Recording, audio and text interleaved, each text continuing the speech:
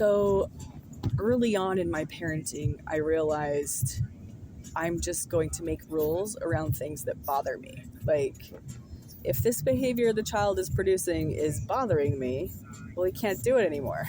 That's just was my rule. It seemed logical. It seems logical. It's like, just don't do behaviors that bother people. That's the whole thing. Like, just be a decent person. Like, that's largely around where all the laws of society come from. Just try not to bother people. Love God above all others. Love your neighbors as yourself. Love your neighbors yourself. Don't bother them. Are you trying to bother yourself? You don't want to be bothered. Just treat people decently. That's where all the laws of society come from. And so things that bothered me was like, okay, just don't bother me. If it bothers me, like, I'm the mom, like, that's just going to be a hard rule. And I thought this was a step up from my parents' parenting. The way I was parented was things would bother them. We would just have to predict that.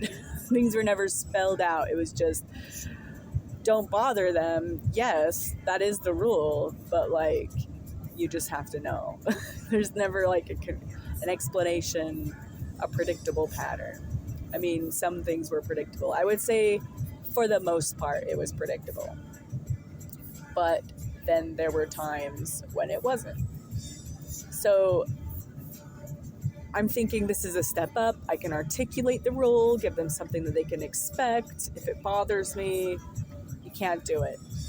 It's just the rule. And now I'm thinking, though, now a little farther along my journey, 10 years-ish into being like a real, well, no, because like a real heavy, like with more than one kid. But I've had a kid since, almost 18 years now.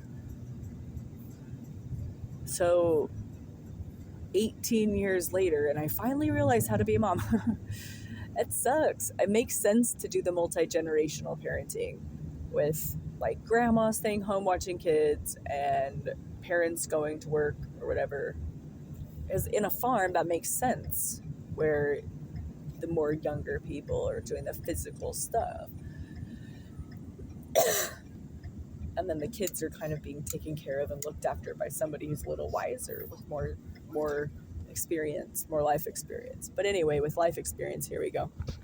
I'm thinking, it is not my children's job to manage my emotional state. So there should be rules around not bothering people. Likely, yes, but they should be able to be articulated and spelled out and predictable 100% of the time. Otherwise, it's just the kids trying to manage my emotional state for me. And that's not fair to them. And that teaches them to manage other people's emotional states. I just started thinking about this because I live my life in a constant state of managing other people's emotional states, and that's manipulative, isn't it? Like, if you got good at it and you wanted to manage somebody's emotional state into something that you wanted rather than letting it just happen organically, well, that is what it is. Even if I'm just trying to make people be happy, like, oh, I'm just not going to talk in the movie theater because I want everyone around me to be happy. That's one thing.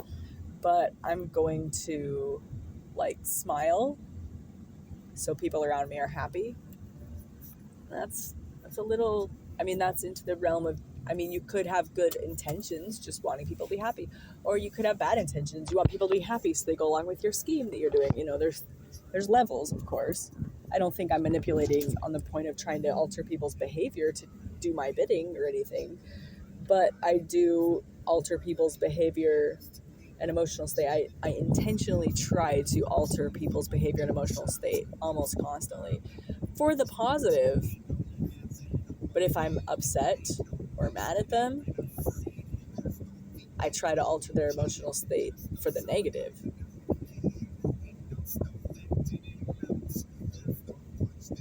And maybe I just need to let other people's emotional state be what it is. Like my kids. That might be the better parenting approach. Because I've been doing it this other way the whole time. Like, if they're not sad, showing the proper amount of sadness over the situation that I think is sad. I want to teach them empathy, for example. It's just such a fine line. It's such a... obviously for things like I'm just upset, I'm like, why are you smiling? It's aggravating. It's like, don't they have the proper feelings? Like, don't they feel what I feel? But then it's like, how far do you go with that? Because that broaches into the cult realm, and like that gets into the teaching them unhealthy emotional regulatory behaviors, or like improper ideas about what they're responsible for. I think that's the thing, is I'm responsible for my emotional state, and that's enough to manage. That's enough, all on its own, just enough to manage my own emotional state. And then yes, to be kind to others, I think is important.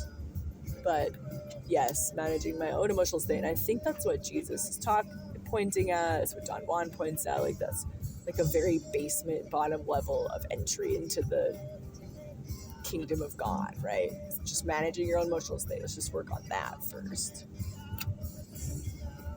Manage your emotional state where you're not demanding and expecting others to change or alter their behavior so that your emotional state goes back to balance. Like, you're in charge of balancing your emotional state.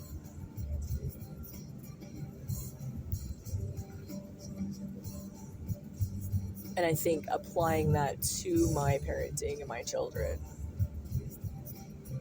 will reap great rewards in our relationship. And that's really what it's about. You really don't have to do a lot of spanking and timeouts when there's just a good relationship foundation. I think it's even what Train Up a Child points at. Everyone hates that book, but that's what, like, ultimately what they say is you will lose track of the swatting stick. You forget where you put it last because you're not using it hardly ever. So if you find yourself year after year continually beating your children, it might be your method of fellowshipping is off balance. That's the whole thing. Like, that is in the book. Like, 99% of behavior is fellowshipping. That you are off balance if you find yourself still spanking them often. Like, it should be very rare. Like, even I who's doing it somewhat wrong too, is like not spanking that often. Hardly ever. Hardly ever. And then time out, though, more often. But maybe with a new shift in understanding about my parenting approach could even reduce that. Because when the relationship is stronger, the need for discipline or like punishment is lower. I mean, discipline is always needed. We should have self-discipline, self-restraint, self-control for sure. But the need to like force the child into a self-discipline act, even though they're not internally self-disciplining, you're external disciplining them, like that need will lessen as they age. Like, I feel like that is needed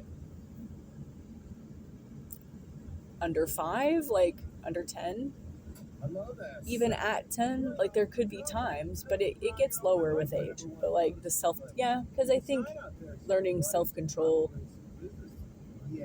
even as a little baby, like not a little baby, but like a toddler, learning to like obey parents. Like, if I say don't touch that, I mean don't touch that. And a lot of the reason is because it's dangerous. Most of the time, I'm only saying don't touch that if it's something like the stove, or it's going to destroy somebody's property rights. You're going to ruin their Lego structure or whatever. You can learn to not touch that as a toddler, and it's not catastrophic or devastating. Like, you will show a catastrophic and devastated face because you're very upset because you wanted to touch that cool thing, but maybe you can get your own cool thing, or you can touch something else. There's a whole house full of things you can go look at and touch. So it is possible and is healthy and appropriate to teach a toddler to not disrupt their older siblings' play area. Within reason. Of course, forgiveness is always there, and teaching the siblings to forgive is important, extremely important, because the toddler is going to make mistakes. You should expect mistakes. They're mistake makers. Children are mistake makers. That's their definition. So, you can't lose all control yourself. Self-control of yourself is probably more important than teaching your toddler to have self-control. That's another thing that I didn't quite get, was teaching my toddler to have self-control before I fully had self-control. Obviously, I have some self-control, but not to the extent that was needed with the toddlers. I think that could have had a wiser approach.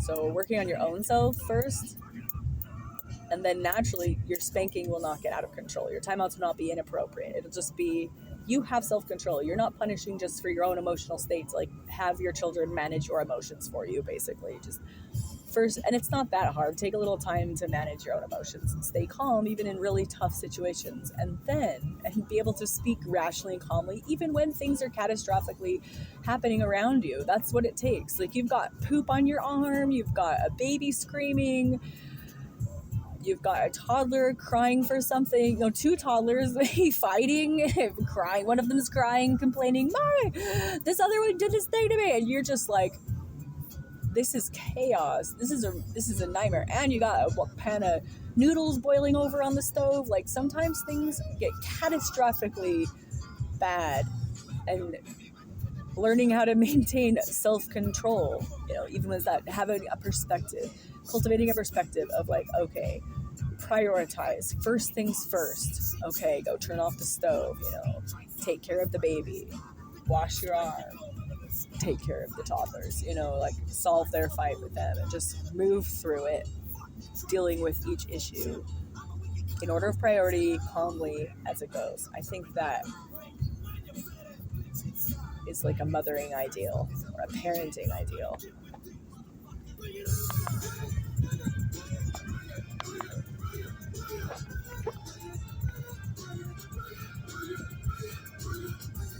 And you can bring it on.